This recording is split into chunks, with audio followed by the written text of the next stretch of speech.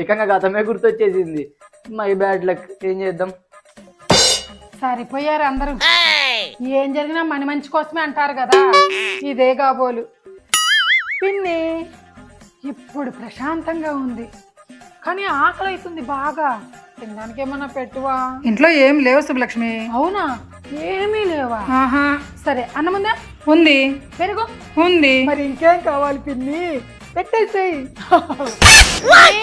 ఎంతసేపు ఇంకా? తీసుకురా త్వరగా, నాకు ఆకలి అవుతా ఉంది. ఆకలి ఆకలి, త్వరగా రా.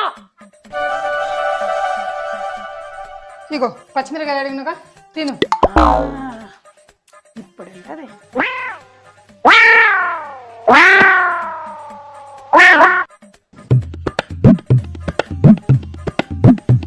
తిను, బాగా తిను.